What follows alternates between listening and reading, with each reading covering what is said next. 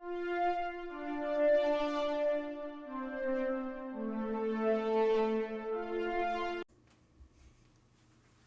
are happy to announce that this episode of the SWW Show is partially brought to you by Humble Bundle. Well, not really. We are part of the Humble Bundle referral program, and we just wanted to say that if you like really cheap games and maybe helping charity pending the Humble thing going on, all you have to do is go to humblebundle.com/partner equals SWW. That's right, humblebundle.com/partner equals SWW. And you just do your normal stuff, and it just kind of helps us get a couple bucks here and there. Maybe it helps AJ get his lights. Maybe it's Mike camera. Maybe we actually pay Corey for helping us out. But again, if you're going to go buy games anyway, it might be worth checking out. Hello, everyone, and welcome to episode number 58 of the SWW Show. That's right, we're closing in on 60. The other thing we're closing in on, we just hit our 5th anniversary. Well, that's like 5 kids worth of time. Yeah, to little fanfare. If you hear water noises, we are recording this podcast live as we stream on a Wednesday night. The stream is more or less the 5th year anniversary. It's off by a day, but close enough. And so we don't have much to talk about. There's some new stuff that we'll get to towards the end, but we just wanted to go over like memories and highlights of the 5. Well, you and I have known each other for closer to 8 years, but yeah, it'd be about that. Do we just start at the beginning, I guess? So the year was 1996. Not that far back. Damn. The year was 2015, apparently. I thought Yes. it was 2013 because I was still in college, but I guess it was my second year. And shit, I don't even remember. I think it was on Facebook. Correct, this sounds right. I saw something advertised, and I was like, sure, like, I'll write about video games. Like, I like talking about video games to myself. Like, there were very few people in my high school that I played games with. So, you know, it wasn't anything, like, too crazy or, you know, kind of earth-shattering in terms of, like, oh, hey, you're going to be doing this, and it's going to get me a job writing for games. I was like, in the worst case, right, like, I'll write, and then it's just, like, something I can add in my portfolio, which I ended up doing. I ended up using some of those articles that I wrote in one of my writing portfolios. And with that first project, Mike and I became good friends because we were similar in age. And age, location. Yeah, it was a kind of a age, location. Like, we were the 2 young guys of the group. I think one of them might have been a little bit younger than us, but either way, like, it was super close in age, so it wasn't anything to, you know, there was like a 10, maybe 15-year age gap between us and then the next guys. Mm-hmm. And so we started doing a movie podcast. Mm-hmm. Not too dissimilar to what the movie section of the one thing, you know, the thing I missed from it was we were able to do the weekly box office stuff, and then we just can't, because monthly box offices are inherently less fun. Oh, yeah, we would do weekly box office guessing. Funnily enough, I was on Twitter, and, you know, people will, like, draft movies. Mm-hmm. And I'm like, we kind of used to do that back on that show. We totally ranked the top 3, or we thought I think we had something we about, would take guesses and things like that. Like, it wasn't too crazy. Like, we weren't going, oh, hey, I won the box office. In this era, we totally could have, like, done it. Yeah. And then, so that was pretty fun. You got to do a press screening of Captain America. I think it was Civil War. And that was the first time I ever got to edit a recorded review. Like, so I was doing a video review. You did the voiceover for it, and I got to use all of the like press kit stuff. EPK stuff, yeah. So I thought that was pretty cool. Then we made the biggest regret in our lives and joined a D&D campaign. There was some fun in it. There was, I think there was a large concept of fun, and then I think there was a tiny bit of chaos. Scheduling's also inherently a problem. It's like one of the biggest problems. There was, I shit you not, I don't know if it's still up. I haven't kept in contact. If anyone has them, it would be me. If anyone has those archives. There's an episode where I think it was 3 hours. We started it at like 4 in the afternoon. You remember how I did it instead? So they were 3 hours like functionally from our end, but I did it in 40-minute chunks, and I would actually cut in and like cut out the like dry space to like kind of speed it up. So like that 3 hour for us was probably 2 hours of the thing. But, like, that'd be, like, 2 or 3 episodes, at least, of stuff. But it was still, like, every few weeks. I distinctly remember there was an episode where, like, it normally would have been done, like, just before dinner. So I could have dinner with my family. This episode, we did jack shit. I think it was 3 hours of literally 2 guys getting outfits. And I sat there on mute on a, like, Google call. My mom came down at like 6:30 and was like, "Are you wrapping up?" I'm like, "I have no idea." I think we went for another hour and a half. And the DM literally like texted me or sent me a message, and he's like, "I'm sorry, like I should have been, you know, a better DM and kept you involved and things like that." And I'm like, that moment, and the reason that I bring it up, right, is that is the moment where I decided I wanted to do something else. Right? Like, I wanted to go and do a different project. And it just so happened that Mike was kind of in the same position. And I don't remember exactly how long it was between that episode and, like, when you left and then I left shortly thereafter. I was about to say within the year-ish is my guess. I think it was within 6 months. Like, it was pretty quick. And like that was so dysfunctional. Like, literally I had to get on a video call the day before Thanksgiving. I'm in Florida at a dinner. And the guy that's like running the thing is like, "You need to be on this call or I'll assume that you're done." And I told everyone, like, "Hey, I'm on vacation." So like I literally joined the call, mute myself, and I'm there out by the pool. And I'm just listening to this. Like, jack shit got done. Like, surprise, surprise. And I was just like, this is just ridiculous. Like, you're trying to hold an all hands the day before Thanksgiving, and you think it's, like, people are just going to drop their plans for you.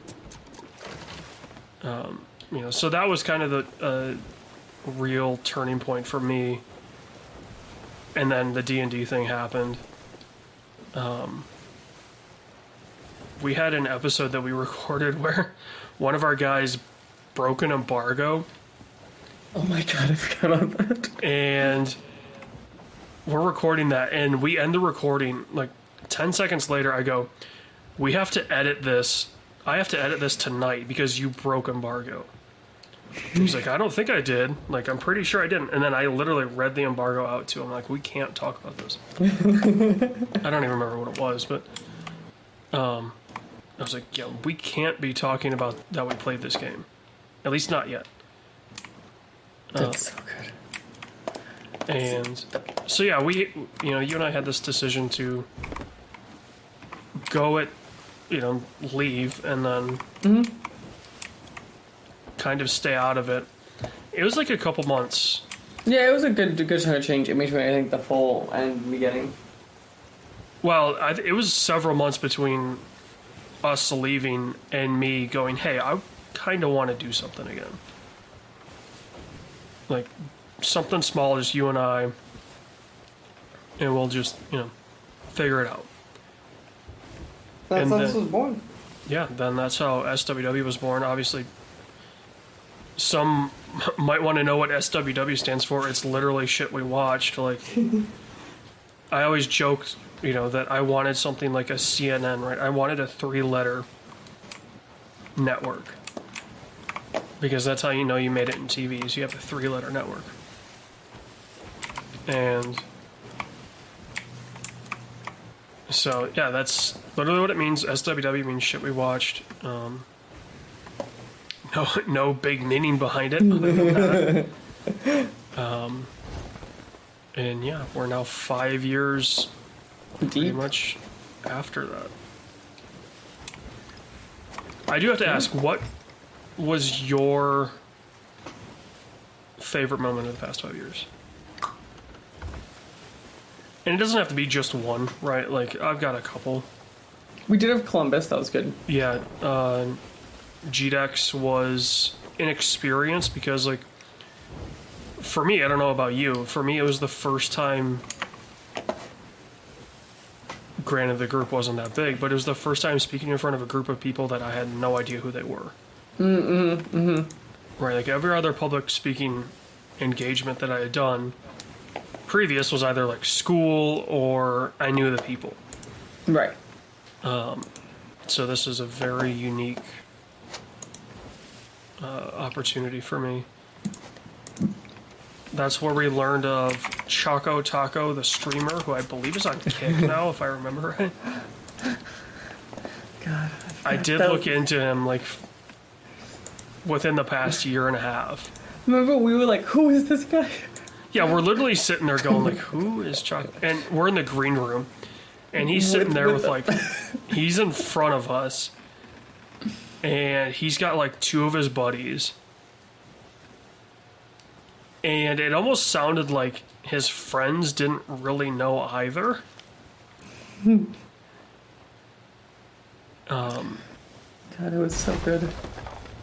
But then we found out he was like some streamer from the Chicagoland area, And you stared at me like I should know who he is. well, I didn't. I was just staring at you like, oh, this dude's Okay, Chief, but too big for his and britches. but then now we get stuff like all these VTubers now, and we'll be like, who is this? Like, I mean, I don't have a problem with VTubers. I never really have, because I think it's an interesting idea. Right? Anyone we know would be like, who's watching this? Oh yeah, I would ask, why is anyone watching this? I think it's a very interesting, like, the idea of trying to be a VTuber is very interesting to me. Not that I would ever want to do it, but like, that's, it's taking like BPD and monetizing it. But yeah, we had Columbus. Columbus was good. There's some other stuff I think that kind of stands out always. Yeah. That was the big one for like. We did Extra Life in 2019. I like that one. Yeah, we did Extra Life. That was Extra Life 2019 was really fun. Extra Life 21 or 22, whatever year that was, where I did 2 12-hour streams in back-to-back weeks because the company that I work for wanted to do something like the week after Extra Life. I was like, good God. Like, good thing Battlefield dropped that day so it could keep me busy. But yeah. Yeah. And that's kind of the big stuff there. Trying to pull up. The big thing I want to say is obviously we have some highs, some lows. The thing I want to start with, when we think movie club, what to you stands out without looking? I want to pull up some highlights while we're doing that. Yeah. What to you is like a good that stands out that you remember and a bad that stands out? I think a good that stands out is Fury Road. We did that when we were doing like the new and the old. Mm-hmm. Because when I first saw Fury Road, it was as just like a fan of the movie. It wasn't like with a critical lens. And then I got to go back and watch it with a critical lens. And that movie just stands up. It's so good. I think Dune is one of my favorites. Worst though, White Boy Rick. Like, it's so hard to not pick that. First off, there is one movie that's worse. I need to find the name of it. What was that movie? The one with the wives of the mobsters? Oh, I mean, that was that was bad, but it felt like they knew it was going to be bad. Widows, yeah. Yeah, that was bad. It felt like they may have known it was going to be bad, and they just kind of resigned themselves to that. Do you really think Steve McQueen thought it was going to be bad? I mean, it at least tried to have some fun at times. White Boy Rick was trying to be so serious.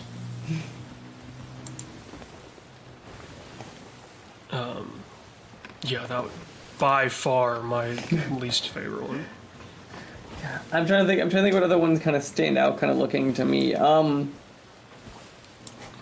have any other ones that were like just so disgusting that we were like? I think we at least had like, I feel like the compliment of the movies we picked a lot of times were like, even if we were neutral on them, at least we were neutral on them. Yeah, we never really went into them going, we're not gonna like this. Like, we always wanted to do it as we'd at least enjoy it. Mm-hmm. At the very least, we would enjoy the movies for Movie Club. Especially like during pandemic, and we kind of had to like be like, we just need anything. Well, when we were doing the watch-alongs, right? Like, we did that for Justice League. Mm-hmm. Snyder's Justice League cut. And, yeah, that was one where it's just like, we hated the first Justice League because it just felt so dysfunctional. And you're like, okay, well, we'll give this one a chance, right? Because supposedly this helps fix a lot of stuff. And it kind of did. Like, I'm not saying it was a masterpiece afterwards, but... Also, I want to point out, I found actually what I'm going to end this topic on, which is going to be my favorite episode of Movie Club that I forgot we did. What's that? The double Sonic episode, where we had to sit down and watch the 90s Sonic cartoon movie. Yeah, I mean, at least it was backed with, the movie Sonic that which was pretty good. Way better than we had any right for it to be. Yeah, I think that's probably the biggest surprise, right? Like that or even Detective Pikachu, which I think is one of the ones we did too. No, I don't think we did that. Did I just watch it on that? Okay. Yeah. But no, like that's fair. That ones we did. Yeah, I think that has to be the biggest surprise. Going the correct way. I think we had bigger surprises that were bad, but I think that was the biggest surprise of it being good. Yeah, White Boy Rick is the biggest surprise for being bad because the cast was kind of stacked. Yeah, like on paper, it's a really good cast. Yeah. I think people behind it were good. The topic's interesting, like legitimately. Yeah. Yeah, telling someone that is a true story and then ruining it with the dumb shit that they did. which is kind of sad. Yeah. So, yeah. But yeah, that's kind of...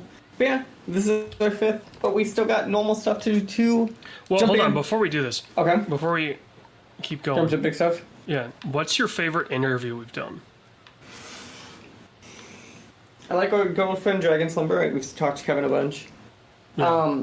I think the one that I really liked, that was the one that got lost that you had to redo, which is when we talked to Behind Airborne Kingdom. And that was when I found out that he worked on like Mass Effect and stuff. But that was the one that you had to do the whole one, and that would turn out somehow you guys started with NASCAR for like 40 minutes or F1 for like 40 minutes of the interview. Oh yeah, the dude's from like Toronto and lived in Montreal for a couple of years. Yeah. Yeah. that was a fun one. That was really fun because like, okay, you worked on Mass Effect. Cool. What else did you do? Oh, you used to go to the IndyCar race in Toronto. That's awesome. I love IndyCar. And then he's like, where do you live? And I'm like, I live in Michigan. He's like, that's awesome. Like, you're super close. Yeah, and we just like broed out for like 40 minutes. So one of the things I miss around early pandemic relating to all this is that there was this really weird ecosystem of VC funding, and this has a lot of self-funding indies at the time because they got laid off. And it was easy access to talk to these really cool people that we've kind of lost over the last few years just because, like, those studios become more developed. Where, like, he was the only one where, like, you talk to be like, oh, yeah, we just left this studio, or you heard these stories. Like, there was a bunch of those that era that, like, we talked to also because they were just brand new. Yeah. I mean, probably the one that, like, if I had to tell someone, like, hey, we got this interview, it's the golf story. Or no, What the Golf. Yeah, 100%. 100%. That's a great example of that. We landed the What the Golf interview, like, was it the week before it was announced for Apple Arcade? It was like a week or two before, and it was like, all of a sudden I'm like, wow, that's gonna be big. And then little you know how big it would be. Like, at the time, I'm like, oh, it's big, but like, okay, there's 20 games here. And then it turned into, like, this VR game, like, what the car, like... No. You say that. The other one is Blazeball. The other one is I talked to them, and it wasn't for Blazeball, it was for the Steam port of the other games, and I went, oh my god, I didn't even process their name. The Blazeball interview was fun, because that was a video one. And it's always fun to get video interviews if we can. It has to be the right person, I always say, and stuff to make it work. Yeah. Like, there's a lot of, like, things, because just video is so much harder. It is, but also, like, it's a way better connection. Mm-hmm. Because, like, how many of those interviews did I do that where, like, I was literally in gym shorts and maybe a hoodie if I was wearing a shirt at all? Like... And that was with video on. Yeah. Oh, yeah. Yeah. Cool. That's big stuff for me. Let's jump to it. I'm formally done with Diablo 4. Breaking point for me on this game. You ready? I am that second to final difficulty level. So the one, but I need to be like a few more actual levels to unlock the final one. And I have completed every dungeon in the game. Oh, yeah, we were talking about this last week.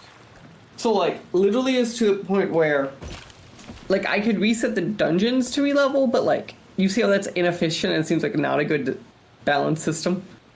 Like, yeah, I feel like I shouldn't be able to complete the content on the level before without reasonably getting to that level and probably above that level. Right, this is level 70. If you said this tier of difficulty got me to level 75 and I was kind of capped, I get that, right? Like, there's some number. But, like, it should get me to that point for sure.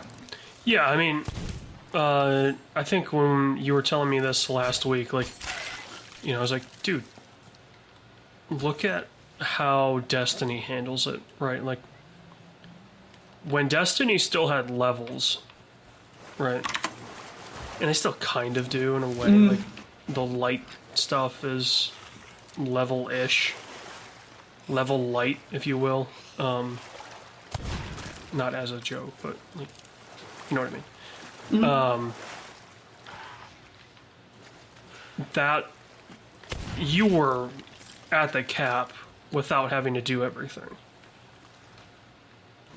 Which made that game great, because you're like, okay, I'm not a fan of doing Crucible. cool. You don't have to do Crucible to hit the level cap. Or you're like, I love Crucible. Well, you could hit level cap in Crucible without really touching the story. Now, granted, you would have to do some of that stuff to like get better weapons, but also you were getting weapons through Crucible. So, yeah, the fact that a game doesn't let you progress. Well, like it does, but you can see where like it becomes this level of tedium repeating content. I go, there's no point for this content to be repeated conceptually. Well, that's what I mean, right? Like, it doesn't let you progress without having to repeat content that you've already done. Right, it's not like for specific drops even, it's just for, because I need XP. Yeah. It would be different if it's like, hey, this, for example, with Destiny, right? Like, this quest is like almost guaranteed to get you this legendary weapon. Or And put in people these would just systems run- of like, oh, now you run these X dungeons to get X things, right? Like put in these systems I think are better. But yeah, certainly being a big thing. The other thing that I've been playing, which is I think the game I'm talking about right now, is Baldur's Gate 3. I am 12 hours in the game, something like that. Honestly, I think games neat as hell. I think it does kind of what everyone's talking about. This is for revival CRPGs. I like how it plays both kind of super well on the PC, or if I use it on my Steam Deck, it eats the battery up, but it just plays super well. So that's gonna be a really good like travel game, I think, for me. It has been interesting to see the discourse on that game change as more people are hitting that Act 3. No, that's valid. Like I'm not saying it's bug free, but like Yeah. it sounds like they're fixing it. I think by the time I get to Act 3, it'll be fine. But it's also just like the first act is where I'm at still. And that's legitimately, I've had like some bugs where I have to like reload it, but like you reload it, it fixes it, and you can save it, and it's like not a true bug, it's like a combat bug. Right. But like otherwise, it's been surprisingly well. And if you think about like how intense this is and it's running on that Steam Deck, I'm really impressed with that too. Yeah. Yeah, I mean, that's cool, right? Like, it's always fun when nerd games work. Right, They and work nerd games well. work. Yeah, and like they don't always hit. It reminds me of like how much like Skyrim hit. Like if you go back a little bit 10 years ago, right? Like Yeah, it but broke- Skyrim wasn't a true nerd game. Right, like, it developed... But the past ones were, and I think that's that too. yes, like, the original Elder Scrolls, like, the first 3, right. are so nerdy. Like that's what's wild. Like sure that one became, but like it's not like its roots aren't. Yeah. So like going into it, it would be the same expectation, or at least that was one of the complaints if you look at it too. For a lot of people, were like it's not deep enough. What, you're telling me you don't want to load a house with 8,000 wheels of cheese? Hey, I don't have a problem with that one. I think I played that game... I played that game for like 5 hours. Oh, I have the platinum in it. I've done the whole shebang. I got to a certain point in that game where I was just like, I don't care. Which, But like, that's a huge thing for me. Like, I'll play bad games, like, and you know this. Like, I'll play games that do not deserve my time of day. oh, we know. But if there's some fun there, I'm cool with it. And I'll enjoy it as much as I can. With Skyrim, I just remember being like frustrated once I hit the point of like, oh, your next thing is literally across the map. And I'm like, why isn't there something in between? Right? Put a big side quest, put something in between where I'm at and the next main quest. The way that, you know, Fallout games kind of nailed it in a sense. Like, they give you just ultimate, like, hey, this map has a shit ton of icons, and it's what makes Ubisoft games work. Like, UB games work because you're going from one thing to another. Mm-hmm. Right? You're constantly bouncing between missions and side quests, and to me, it's what made the original Sleeping Dogs work. Or, sorry, not Sleeping Dogs, Watch Dogs. Watch Dogs was like, oh, I'm driving to the next main thing, and, I forget, CTOS scanner thing is like, hey, there's this crime that's gonna potentially start, and you got to break some of that stuff up, or you got to just murk dudes for not fun, but you know what I mean. Mm-hmm. So it was just like enjoyment there, whereas Skyrim was just like, okay, have fun walking across the map, because I don't know if I had my horse yet. It was not fun. But Yeah. it's good to Baldur's see, Gate. like I said, it's good to see these nerd games. Other thing with Baldur's Gate, which I find interesting, so it's a free roam game, right? So you walk around, companions walk with you, happens. Out of combat, there's still a turn-based mode, which lets me kind of de-identify the like movement and stuff. So that's how you do stuff like stealth mechanics or sneaking around or kind of making people in certain positions when you're out of combat. So that way, kind of, they're separate if you want them out of combat, and they can be out of combat separately, and all that too, which I think is a very interesting kind of, like, D&D-ish. So if I put half my squad in one spot, half in the other, one could be in this turn-based mode, and the other could just be walking around the world and then eventually joining into the combat. Yeah. So there's a lot of interesting kind of systems there at play that I think are surprising how well they work.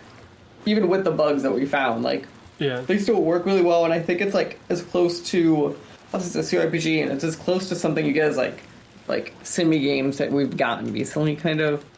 So I will say, it is funny to listen to Vinny on Nextlander just gush about the crazy stuff he's able to do in Baldur's Gate.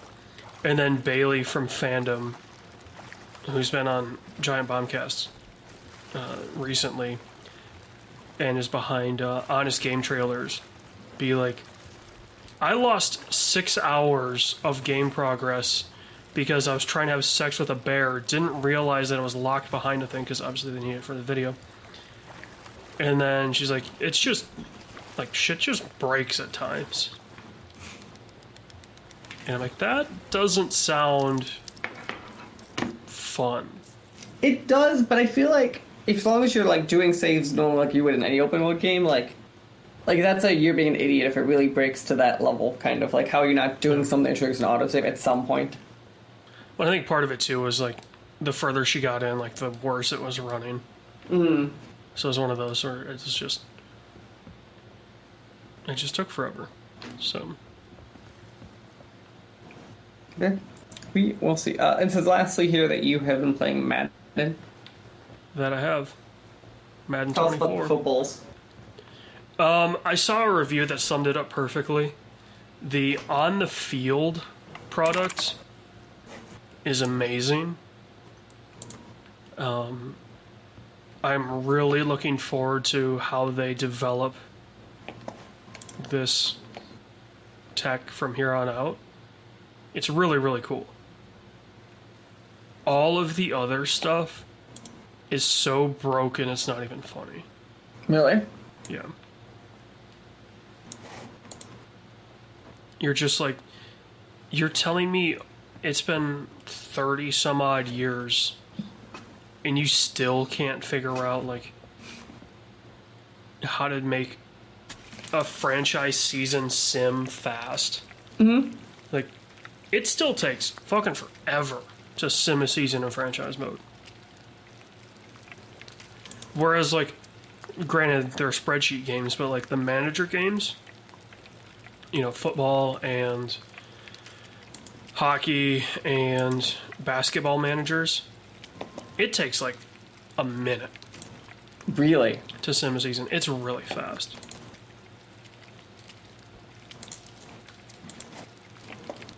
And I'm like, it's no different, right? It's just dice rolls in the background.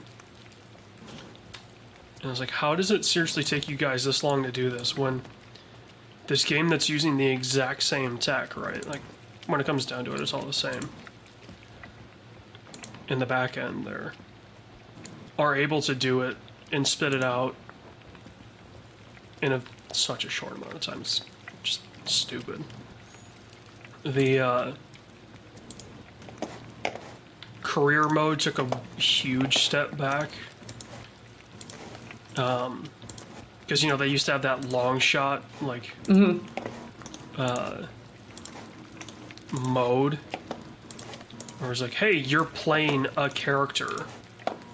And the first one was way better, than anything else they'd ever done. The first long shot. Because it was, you are this quarterback, like, you know, they took a lot of the, player, not freedom, but a lot of the extra stuff that you could do. They took a lot of that out. Like, it was a pre-made face, right, and hair and things like that. This is just, there's like quarterback, running back, wide receiver, corner, and linebacker, I believe, are the different career paths you can take. Because it all ties into the 1v1 showdown mode. So it's like, that's your created player that you use in showdown mode. And so you can kind of, you know, if you want to be able to kind of create space, maybe you want to be a running back or a wide receiver. Otherwise, you're going to be a quarterback. And it's like, everyone's going to choose quarterback because the actual, like, playing the NFL football, not the showdown stuff, you want to be the quarterback because you're in every play. Right? Like, the fact if you're in, like, special teams, like, I'm assuming you play, like, you really don't do much. Well, in, like, if you were a running back, depending on the offense, half to 2/3 of your plays you could just be blocking. Right? So you're just doing nothing. Same with wide receiver. Like, you can run the route every play, but, you know, even if you call for the ball, they won't always give it to you. So I was like, I'm just going to choose quarterback because it's just easy. It's just easy to play. The game's still super frustrating, though. So, yeah. Nice. But yeah, that is all of the games. For what we've seen, I'm going to start with you this time. Jack Ryan, Shadow Recruit. Yes. That's not the Amazon one? Which no, I do not know which Jack Ryan this is. Chris Pine, 2014, directed by Kenneth Branagh, who's also the bad guy. Feels like they wanted to use this as the start of a potential franchise and didn't. Why do you think they didn't? I don't think it did very well at the box office. Which is crazy because Tom Clancy projects don't do that well, like, money-wise, but people love working on them. So, by the way, are you on the boat? No, I disconnected like a few minutes ago, and I was just kind of letting us talk for a minute, so. Okay. Sorry to get you invited back in. Yeah, we need to do that. But yeah, no, like, interesting. But, you know, but they always want all of those to be franchises, right? Because, like, that seems like it seems like a machine that is surprisingly not a good money machine. Like, I would expect it to be a better. Yeah, it's kind of tough, right? Like, because how do you monetize to the full extent something that is inherently violent, right? Like, the Tom Clancy stuff is obviously rah rah America, which why that doesn't do better now, I have no idea. Considering about 53% of this country think we should have rah rah America. who's currently awaiting trial in Georgia, to run this country. We know your opinion on this. My problem is with the man, not with the party. No, just like your subtlety of that one. Yeah. Go on. Yeah. Why it's not more successful. They should be making like movies out the essence. Obviously, now that Amazon owns the property, it's a little tough because you're limited to. Do they own the entire property or just the rights for their show? I believe it's the entire thing because they did a movie with Michael B. Jordan Right, they did. called Without Remorse, and it's a Tom Clancy project, and people just forget about it. Yeah.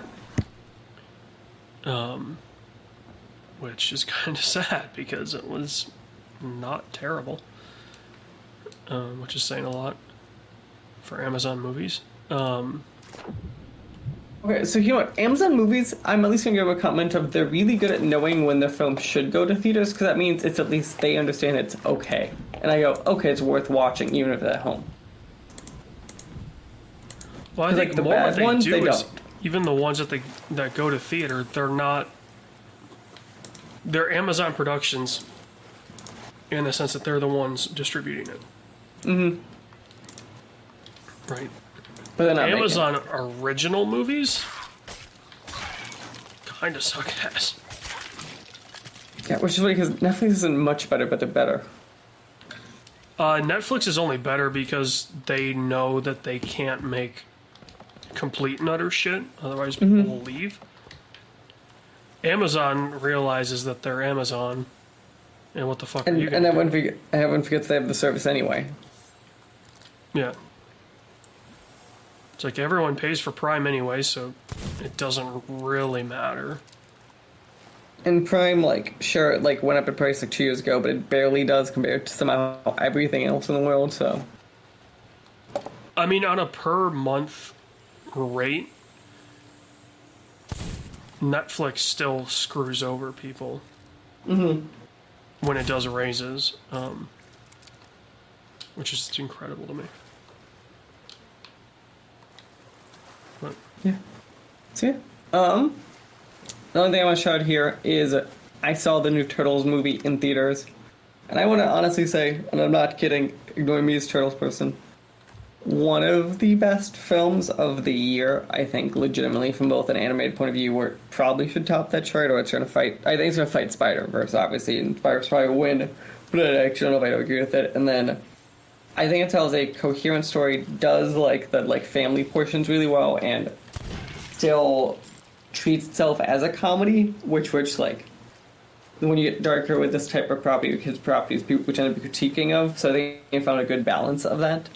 Also, that's good. And honestly, the art style I think is really cool, which I think when everyone's love of Spider-Verse shouldn't shock anyone that it's similar art style. Yeah, I'm really worried that Spider-Verse is going to create like people that think, oh, we can just use this art style and it's going to hit, because then it's just going to get overplayed. And the worst thing that can happen is I still think legitimately it would take a while for that to happen, just because like you just are going to have enough people on like the Pixar DreamWorks side of the fight who just won't give up, or they'll try to like mix it and it wouldn't be the same.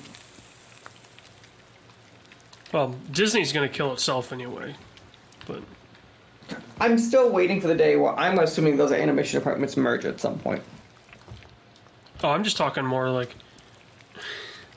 their desire to be so woke that they're too woke, and killing off their franchises. Like, We're down to 2014 level evaluation or something, like a decade of like lost, like anything from evaluation, which is wild.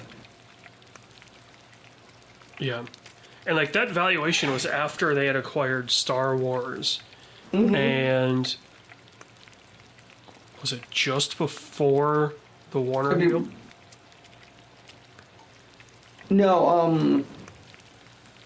Fox deal was in 15 or 16, so it was before that. Yeah, it was just before the...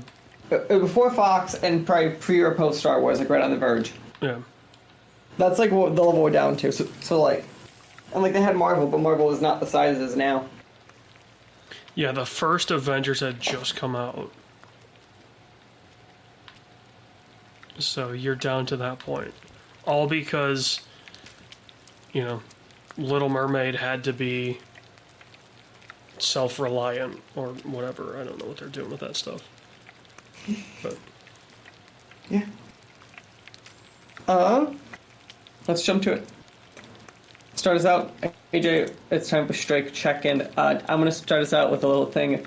The biggest news we had over the last month, that's it, is that basically at one point they all came to the table and the union felt like it was not a fair deal brought to them, and it led to them walking out within 20 minutes of that negotiation. And that'd be objectively happen, right? So they brought in, one side thought it was an unfair deal, the other side thought it was, walked out. And at this point, that is where we are at, legitimately, with no new updates since the last time we talked. I don't know if you have anything else to talk about within that. Nothing that I can freely talk about. It's a lot of conjecture that I'm hearing at this point. Like, you know, people, friends of mine that are in that are like, well, looks like I am, you know, some of them are going back to school. Some of them are like, you know, one of them just said screw it and left, like, left Hollywood. They're not going to write like that anymore. I think they're back in the Carolinas. I haven't talked to them since they left, so I don't know. I can't remember if they went back home or if they moved somewhere else, but... So, yeah. It is starting to impact those that maybe don't have the ability to weather it, I guess. At what point do you think we're going to hit this content stoppage? Like, at this point, we still have some of the movie theaters announcing stuff. We still have some of Netflix and Amazon, the streamers, announcing stuff. But, like, at some point, they're going to have to stop announcing stuff that's going to come out. When do you think we're going to hit that point where, like, do you think in 6 months Netflix just goes, we're out of stuff? Is that possible? Netflix will just continue to buy comedy specials because those don't require writers, and, you know, the comedians are going to record those anyway, right? So it's not like it's content that they need to go create necessarily. It's much more of a, with those, like with a lot of the specials, Netflix tries to censor's not the right word, but it kind of is, control, I guess, what stuff makes it to the special, which, you know, as an artist you don't like to see because, you know, especially in that case, right, like they're buying your special, they're not hiring you to do a special, right? You're already going to do that show, they just want you to record it now and put it out. So the fact that they think they can go in and, you know, edit it to the sense of, oh, we're just going to pull jokes and segments out of your special.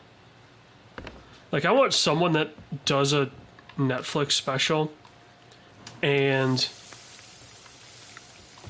their on-stage time is just under an hour, so Netflix can't cut anything because they're advertising an hour special.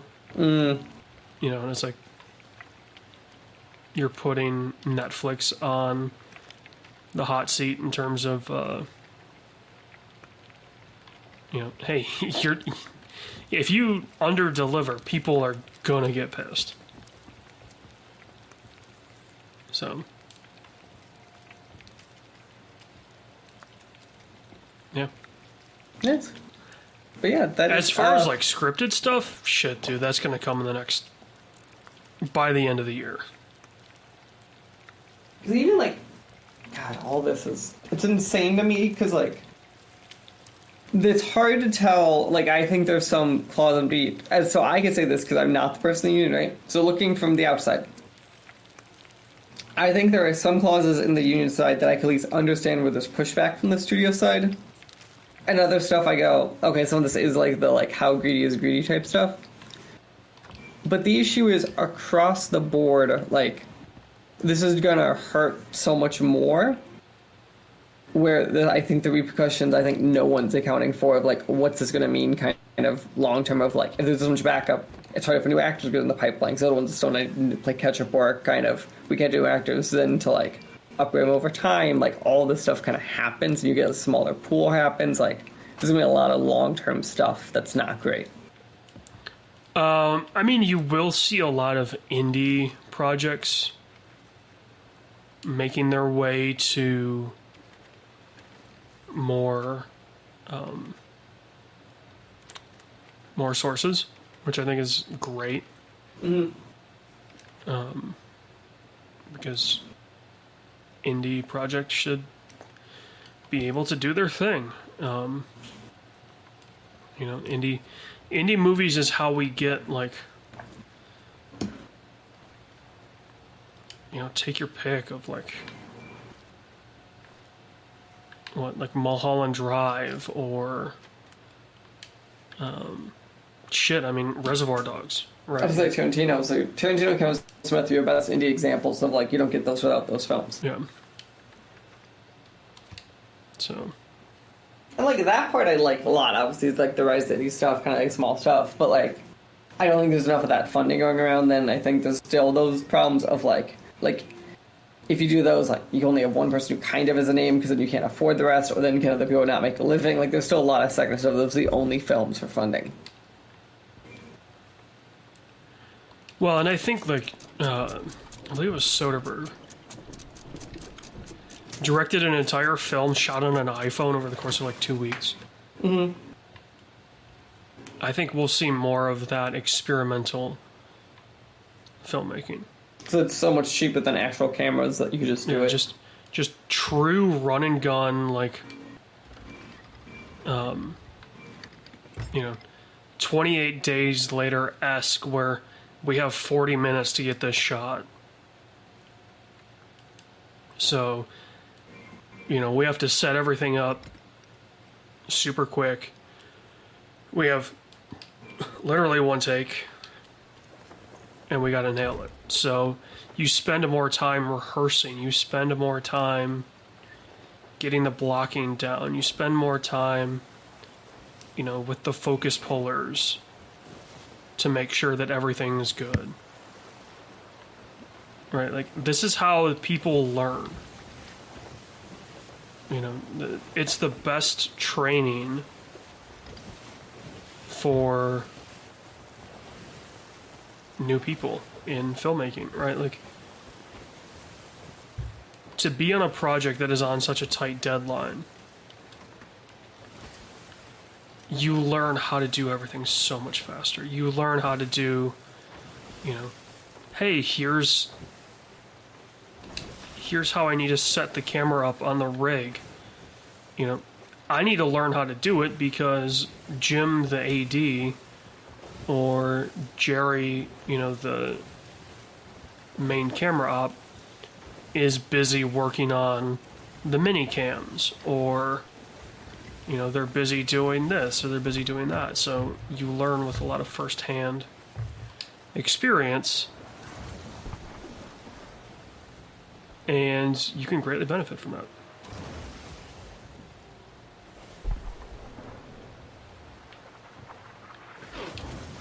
You are correct. Okay. I want to show the first delay that we should have that realistically is probably because of this too, is because of Dune is now being delayed to next year in March 24th, I believe, as this is loading. March 15th. So it's March 15th. Dune is now coming out, pulling out of my birthday into whatever the hell that is. But I think what I was hearing, there are rumors there was some ADR they wanted to do still. That's And the they're only waiting to thing see. that I could see, right? Like, Because why else are they not like pushing it? Because they like always need like a week or two with these actors.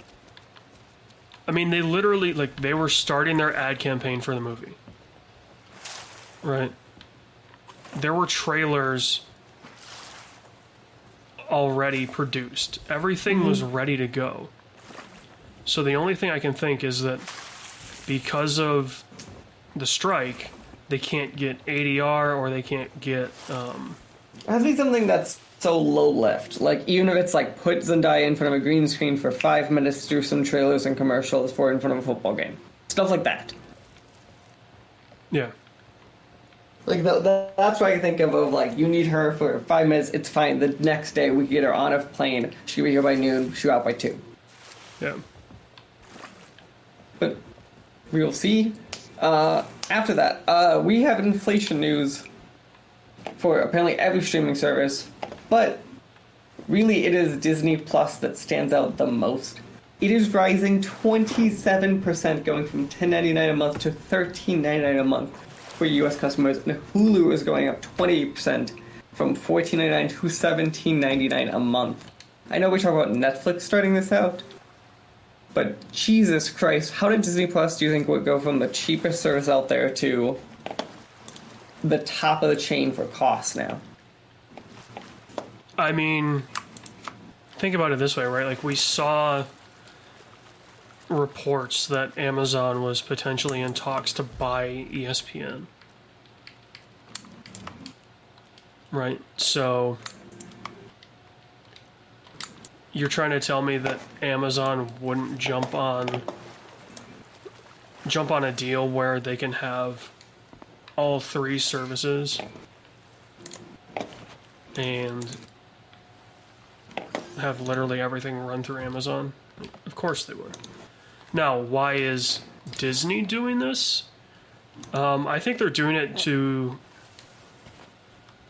just balance it out, right? Like, does it suck? Yes. Was it expected? Yes. Yeah, it was expected. I don't think to this levels. I think I looked at that number and went, that's higher than I thought.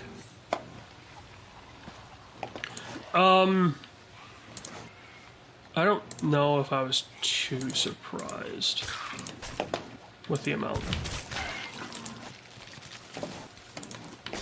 More out of, like, it was just coming in line with other streamers. Like, everyone is catching up to or surpassing.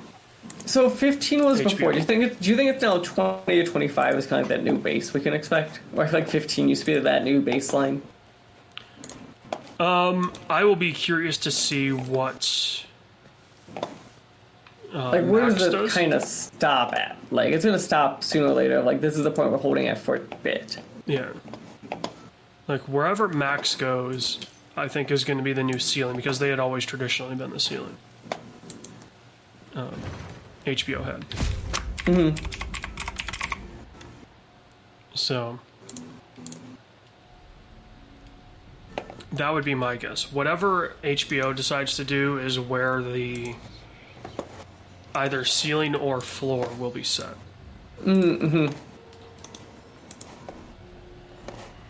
So, but now with them offering the different tiers, I think that changes up a little bit. So, You know, I think it's going to be very interesting. I also generally don't, like, they're getting expensive. And what's interesting is, we always talk about cable and the whole argument of, like, what's cheaper, more expensive. Basic cable packages start at, like, that 45 to 50 mark still. yeah. If we get to 2 streamers being the same as cable, I really wonder if that pendulum ever switches back. Oh, I know people that are straight up like, this is the last year I'm doing whatever. Because I'm just going to get cable, it's cheaper. I'm like, yeah, it's cheaper because everyone's losing money to these streamers. So their solution is make cable cheap again. And then you're going to get screwed in 2 years anyway, so I guess it kind of doesn't really matter. It depends, because like some of them, like Verizon, some of the phone companies now have cable plans that kind of mirror how their phone plans are structured, so they don't surprise Bell quite the same as like Comcast does, which at least I think would help that biggest pain point that cable provider would have of trying to recover. Yeah, I can see. For sure. We'll see. I'm very curious if there's anything ever switches back. Yeah, I sent an invite, by the way. Oh, I think it keeps rejecting it. Give me a second on that one. Anyway, AEW. We have AEW and WWE news. First, stuff. AEW, the Elite does renew with AEW. Just to kind of shout out because there were some rumors going around that might not happen. CM Punk's. Anyone that thought there was a snowball's chance in hell that the Elite didn't re-sign worked themselves so hard. Like, you're trying to tell me these guys would give up ultimate control, right? Like they have with AEW. You're trying to tell me they'll give that up just to get a payday? No, these guys aren't about paydays. If they were, they would have been in WWE a hell of a long time ago. Fair enough. So, don't work yourself into a shoot, brother. The other thing I wanted to shout out for, just for AJ to laugh, is I don't know if he knows, CM Punk is now suspended again from AEW, corresponding with another backstage fight right before pay-per-view. In a surprise to absolutely no one, the guy whose AEW tenure has literally been spent half either suspended or injured continues that trend. Mm-hmm. And in other news, a 40-something-year-old has the shallowest ego I've ever seen. And lastly, we need to shout about AJ, the sad one that I figured you'd want to take the lead on. Which with one? The death of both. I guess we'll go. I was saying Bray Wyatt, but yes, we're going to have both of them take the lead on that. Yeah, I mean, shit, how do you tackle the death of a guy that you saw his entire career? Right? Like, I saw his career from NXT. I saw his career through WWE. Shit, man, like, Wyndham Rotunda was one of the genuinely, like, if I had to say someone, like, you have to check out what this guy's doing, I think Wyndham's work as Bray Wyatt is one of maybe 3 or 4 that I'd be like, you have to see what this dude's doing. He unfortunately passed due to some heart issues. Super sad story. I mean, it's never easy to see someone he was 34, 35? 35, I believe. Super young, with a family and several kids. I believe it was 2 or 3. Just, you know, your heart just gets ripped out from your chest because it's like, you know, we had it with Brody Lee, right? Like, I thought maybe there's a chance that we go a little bit without having to deal with this.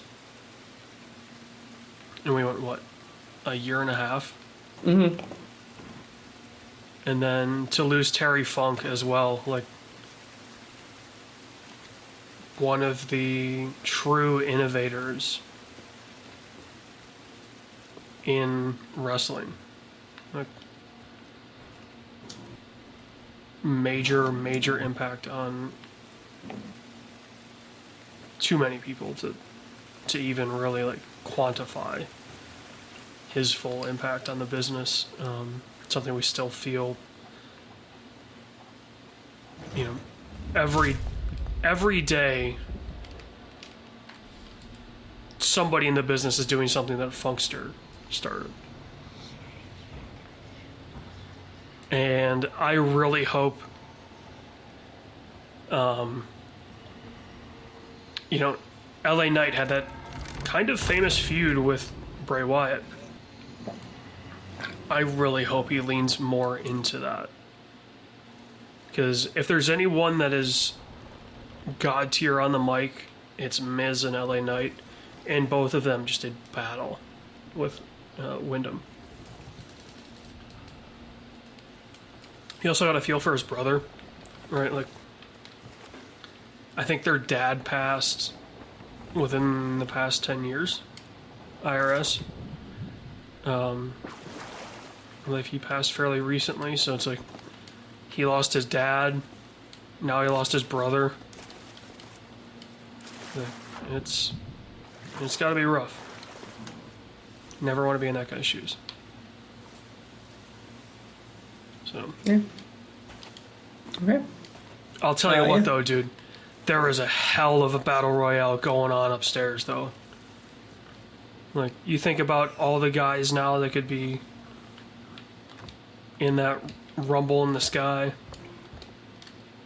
Shit, we got, you know, Andre, you got Wyatt, you've got Funk, you've got Antonio Inoki. Like, you go down the list of the greats that, like, Roddy Piper. I know people don't like his name, but Chris Benoit, like, you know, the talent that we have lost within the past 30 years is, I genuinely think the business will never get talents like that again. Because they were literally one of one. You know, nobody was doing it quite like they did. And you can't even, like, you can't replicate The Fiend. Right? Like, you will never be able to get that again. The Fiend was a project from Bray that he took just by the balls, basically, and made it his own and took off. And we got a $5,000 belt out of it, too. Which is still my favorite thing on the store. I'm curious how many of those they sold. It's gonna be a lot, I feel like. Oh, especially now. Right, like...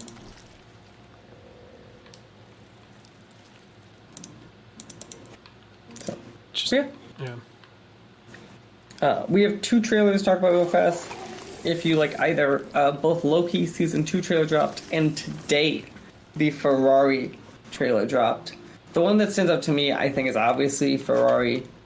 I think it's going to be an interesting kind of story, especially recently with us having, obviously, the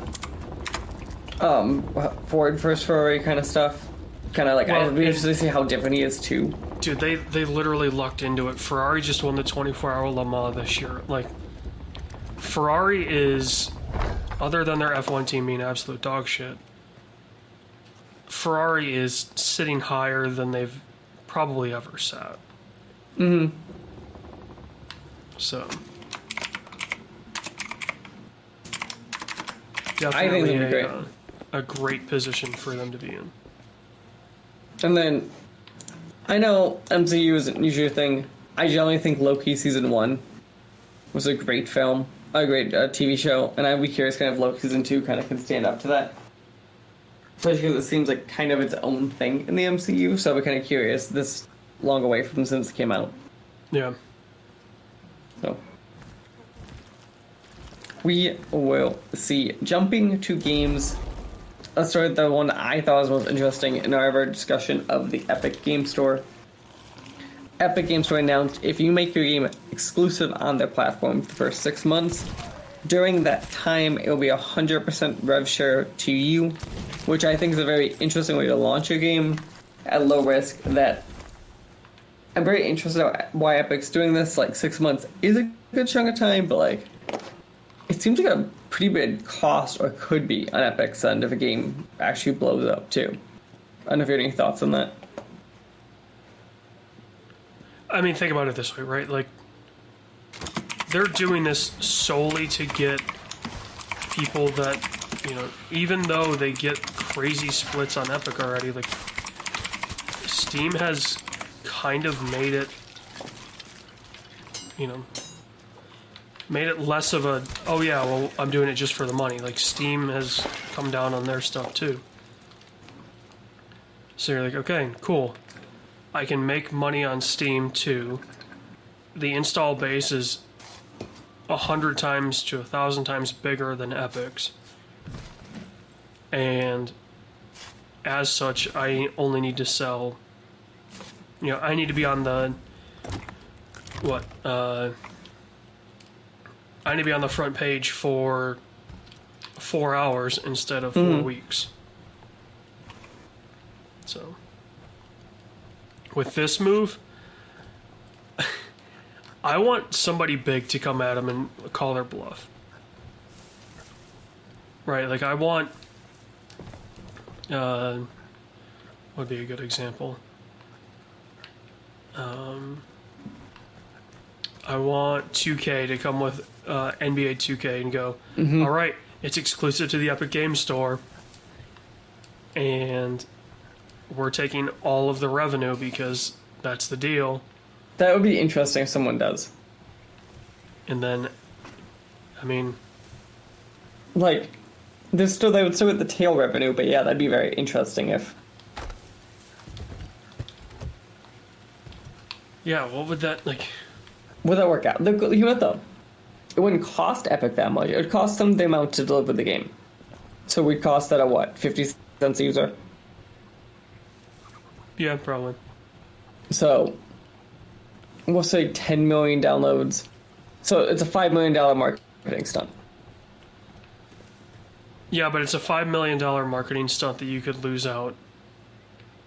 No. So that's potential revenue. Yes, you lose out on a ton. But if it's something revenue you were not getting either way, you weren't getting the revenue, so it didn't matter. You didn't lose it. And so it's a $5 million marketing stunt. $5 million for marketing stunt isn't that high when you consider stuff like Super Bowl commercials and it's stuff that you hear on other corporations doing. Yeah, from that standpoint, it's cheap. And imagine, of those now gained 10 million users, 1% of them are brand new and stay on your platform. That's 100,000 users, $5 million, so it's a $50 per head and like user acquisition. I mean, let's be real. People playing 2K already play Fortnite, so... But, like, you say that, but I'm saying what if you just gain enough new ones? Because there's going to be someone new there. Like, that's what you have to look at. What is the new head count at the end that you gain? That's potentially, but, like, sports games are the weird ones where people will play those and only those. So it doesn't really matter what platform they're on, per se. Just that they can get the game. Mm-hmm. And then they'll play that until the next one comes out. So, yeah, sports games would be kind of interesting to see them do that. Obviously, the best one would be to have Rockstar call the bluff. GTA 6 exclusive to Epic for 6 months. All the revenue that they lose. Again, if they weren't earning it anyway, they're not losing it. That's what I find interesting. I mean, Rockstar is going to put that game out everywhere. Imagine the inverse world where they didn't. That's what I'm saying. Like, that'd be an interesting, like, a game that last time they didn't, and now they're getting it. Oh, I think they learned with the debacle that is the Rockstar Games launcher that people don't care just as long as it's not RGL. They'll play it on Epic, like, they don't care if it's Epic or Steam. They want a launcher that works. Are you in? Nope. Alright, I'm inviting you now. Keeps rejecting. Okay. So I hear it. And at the same time, it's not showing me. Oh, there it is. I see it now. Accept. Okay. Yes. So yeah. But yeah, that's the big news there. MW3 is officially announced. So we know Modern Warfare 3 is coming. Doesn't shock anyone. Surprised absolutely no one. It's apparently just basically, it's interesting because Modern Warfare 3 is a remake of Modern Warfare 2 from last gen. Not confusing in the slightest.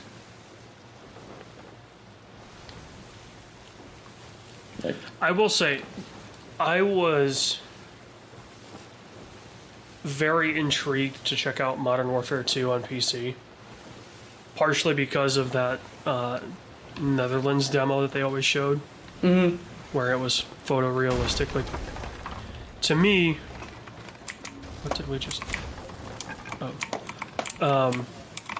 The strong points of this reboot are the missions where it looks like stuff from Live League.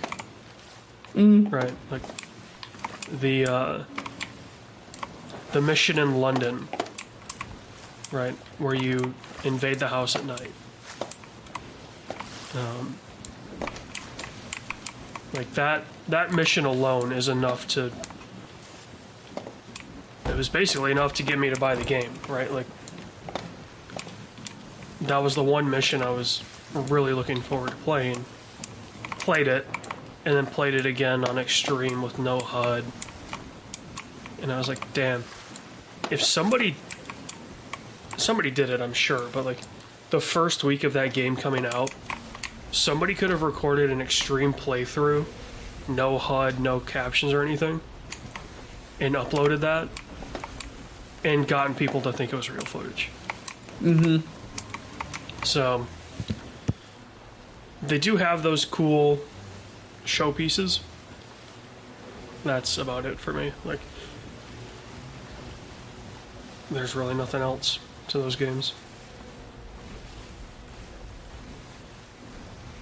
Because I don't care about like Warzone or the multiplayer. Mm-hmm. So, I want to shout out, because we made a comment about it last week, that was funny. Star Citizen officially is crossing the $600 million mark in fundraising, and somehow still exists in the world. The crazy thing is, I forget what amount it was. It might have been 300 million. And there was an interview with Chris Robert, the guy behind it. And he's like, you know, every dollar that we raise from Kickstarter, we're putting towards the game. And I'm like, how are you making a $300 million game? 600, you mean? Well, now it's 600, but... How? Like, I want this thing to come out one day, just so, like, the story can end. Like, I want to know how the book ends. Oh, yeah.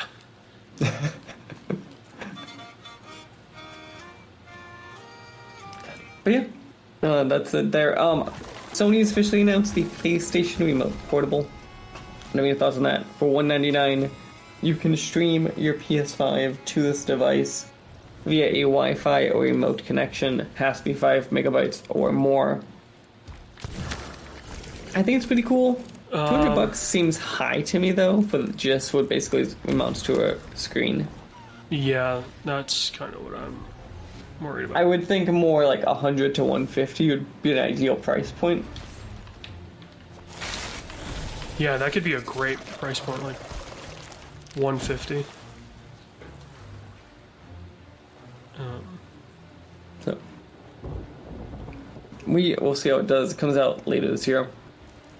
Thing I want to shout out is officially that Turtles game we talked about a few months ago is real, announced by THQ Nordic. So TMT, The Last Ronin, is officially in development. It's being developed by Black Force Games, who recently did Destroy All Humans. I think it's going to be interesting. I did not hear good things about it. But I think it's really interesting. It's the first, basically, AAA budgeted TMT game since, like, the GameCube era. So, I'll be curious kind of how it actually does in this era. It seems like we take like budget games and licensing games more seriously than we did back then. So maybe we could do okay things with this. Maybe. So we will see at some point in the near future. And finally, sadly, BioWare has announced 50 people being laid off effective immediately. And they were basically discussing how Mass Effect is still in early development and they're working on the most recent Dragon Age. Oh, I was shocked when it was like effective immediately. Because I'm like, well, I guess depending on where the office is, if it was in Canada, I don't know if the Warren Act is a thing there. But it's like, I thought they needed notice. You know, I thought like, and maybe it's small enough, like maybe 50 people is small enough that the Warren Act doesn't apply.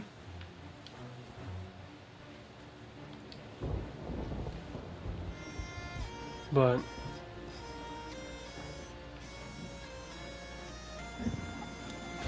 we will see. Okay, games coming out for the rest of the year. Starfield comes out as this comes out. It's finally happening. Reviews happen tomorrow as we're talking. What do you think it scores? What's your final guess? for Starfield? 8.5 to 9. Okay. So I'm kind of feeling too, like, I don't think it's going to be a 10, but I think they know that everything kind of rides on this. Yeah. So, we'll see. Mortal Kombat 1 comes out September 19th. People are having it in their hands. Looks like the footage keeps posting online. Looks like Mortal Kombat's as good as ever. We have Lies of P coming out soon on September 19th. Also, Payday 3, our game of the fall, coming out September 21st. AC Mirage comes out on October 5th. Spider-Man 2 comes out on October 20th. This is a stacked fall. Super Mario Bros. Wonder, October 20th. City Skylines, October 24th. MGS Volume 1, October 24th. The RoboCop game, which looks really cool, coming out November 2nd. MWV November 10th. And Avatar, Frontiers of Pandora, December 7th. Did you ever think that you would be excited about an Avatar game? No, not in the slightest. But you kind of are, right? Like, I think it's gonna be interesting, especially if they do it like how close is it to Far Cry versus The Division, from like a single player to not? How does the story work? How does it matter? yeah. So we'll see. And now it's time for Movie Club. This is a really weird month for movies, to say the least. You don't The say. big three I found, I'm not kidding you, are The Equalizer 3, My Big Fat Greek Wedding 3, or Expendables 4. Yes, those are the three biggest films of the month. Them all coming up back to back is the most wild thing to me. Yeah. Which one stands out to you?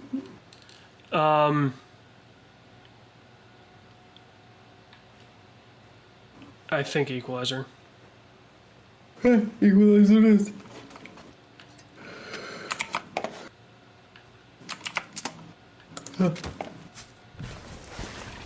Seven, Like, you heard I him. just want to see the finale of that. Because, like, the first one was such a cool idea. The second one has a really great final combat sequence. The fight on the Cape while the hurricane's coming in. And I'm like, dude, like, they should have stopped it at 2. They didn't need to make a third one. And it's out effective the first, so everyone go check it out. Yeah. Nice. Yeah, that is it. Everyone, go leave, go enjoy your evening. Peace, love, and prosper. Something like that.